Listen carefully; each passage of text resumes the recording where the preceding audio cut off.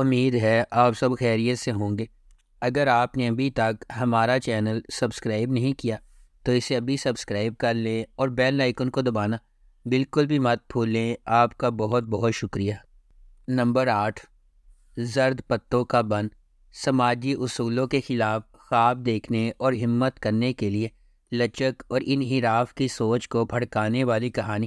جیسا کہ مینو کا راستہ چیلنجز سے بھرا ہوا ہے، اس کے اپنے خاندان سے ابھرتے ہوئے وہ مشکلات کا مقابلہ کرنے اور ایک بڑے مقصد کے لیے اپنے عزائم کو آگے بڑھانے کے لیے ایک جرأت مندانہ سفر کا آغاز کرتی ہے۔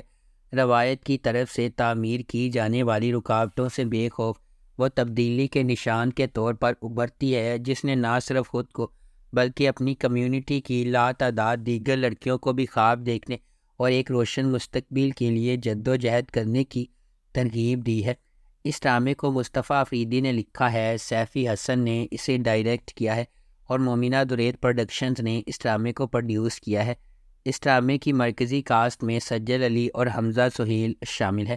اس ڈرامے کو ہم ٹی وی پر نشر کیا گیا۔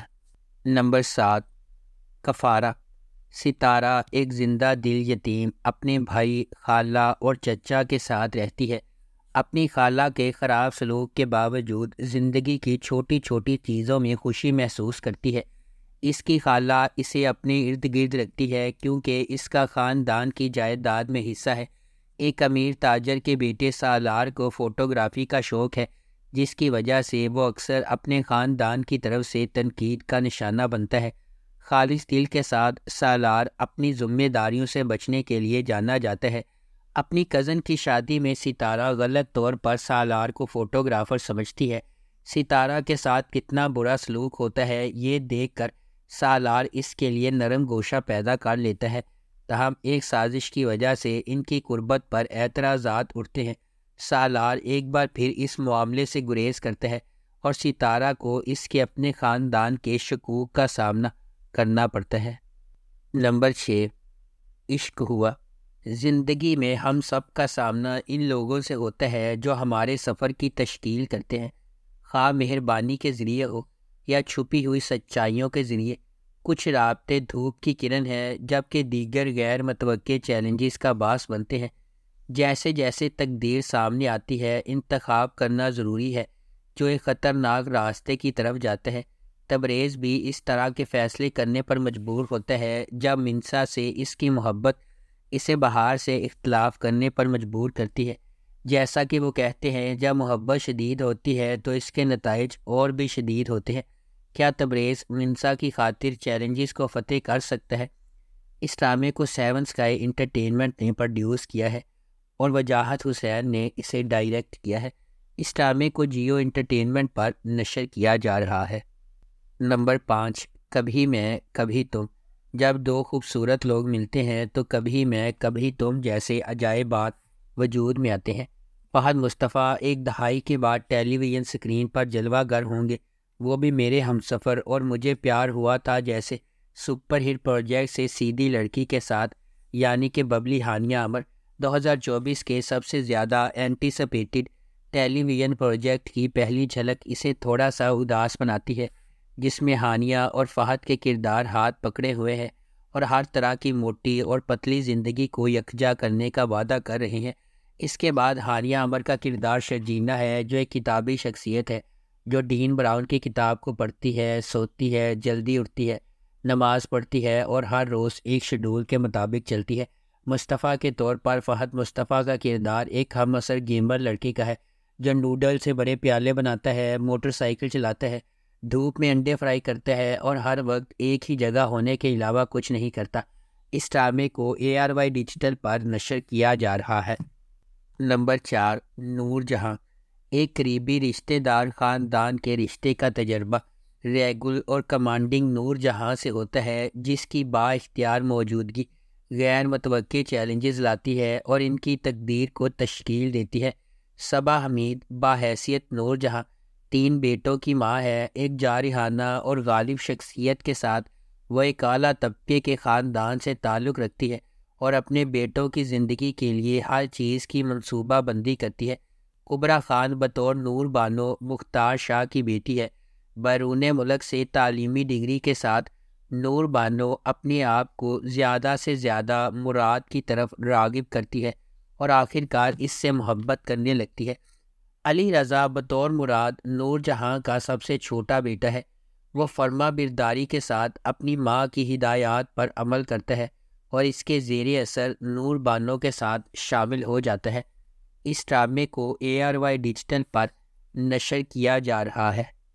نمبر 3، تیری چھاؤں میں۔ تیری چھاؤں میں ایک نوجوان لڑکی کے ہنگامے میں اترنے کی کہانی ہے۔ اپنے والد کے جبر اور مجبوریوں سے پہلے ہی پسی ہوئی وادمہ کی زندگی اس وقت ایک زبردست موڑ لے لیتی ہے جب سالار کے راستے اس کے ساتھ گزرتے ہیں۔ جیسے جیسے محبت کی بارش اس کے مزاج کو اندھا کر دیتی ہے، وہ ان انتخابوں کا شکار ہو جاتی ہے جن کے بارے میں اسے یقین تھا کہ اس کی آزادی کی کلید ہوگی۔ اس ڈرامے کو رادین شاہ نے لکھا ہے، عبداللہ بادینی نے اسے ڈائریکٹ کیا ہے، مومنہ درید پروڈکشنز نے اس ڈرامے کو پروڈیوس کیا ہے۔ اس ڈرامے کی مرکزی کاسٹ میں دانش تیمور اور لائبہ خرم شامل ہے۔ اس ڈرامے کو ہم ٹی وی پر نشر کیا جا رہا ہے۔ نمبر 2، جفا۔ جفا محبت، قربانی اور مشکلات کے خلاف لچک کی ایک پرجوش کہانی کے طور پر سامنے آتی ہے۔ خاندانی توقعات اور سماجی دباؤ کے پس منظر میں ڈرامہ 2 کزنز زارا اور اندلیب کی زندگیوں کو بیان کرتا ہے جن کی تقدیر غیر متوقع موڑ لے لیتی ہے جب وہ شادی کے ادارے کے سامنے پیش ہو جاتی ہے۔ اندلیب اپنے آپ کو اپنے سے بہت بڑے آدمی کے ساتھ جکڑا ہوا پاتی ہے، اس محبت کو چھین لیتی ہے جسے وہ کبھی پسند کرتی تھی، جبکہ زارا اپنے شوہر کے ہنگامہ خیز مزاج کا شکار ہو جاتی ہے۔ ہنگاموں اور مصیبتوں کے درمیان محبت سب کو فتح کرے گی یا قسمت کے پاس دوسرے منصوبے ہیں؟ اس ڈرامے کو سمیرہ فضل نے لکھا ہے، دانش نواز نے اسے ڈائریکٹ کیا ہے اور مومنہ درید پروڈکشنز نے اس ڈرامے کو پروڈیوس کیا ہے۔ اس ڈرامے کی مرکزی کاسٹ میں سحر خان، محب مرزا، نعمان مجاز اور دیگر شامل ہے۔ اس ڈرامے کو ہم ٹی وی پر نشر کیا جا رہا ہے۔ نمبر 1، جان نثار۔ نوشیروہ غزنوی ایک امیر نوجوان اپنے بھائی کی موت کے بعد اپنی زندگی میں ایک اہم لمحے کا سامنا کرتا ہے۔ یہ سانحہ نوشیروہ غزنوی پر متعدد ذمہ داریوں کا بوجھ ڈالتا ہے جنہیں وہ ہچکچاتے ہوئے قبول کرتا ہے، صرف بعد میں انہیں نقصان دہ ثابت ہوتا ہے۔ تاہم دعا سے ملاقات کے بعد اس کی زندگی ایک تبدیلی کا موڑ لیتی ہے۔ اسے پہلی نظر میں اس سے محبت ہو جاتی ہے، لیکن یہ اسے اپنی ذمہ داریوں کے ساتھ ایک نازک موڑ پر کھڑا کر دیتا ہے۔ دعا ایک عاجز پس منظر سے تعلق رکھنے والی ایک خوبصورت لڑکی، اس کے والدین نے اپنی 2 بہنوں کے ساتھ اسے پالا ہے۔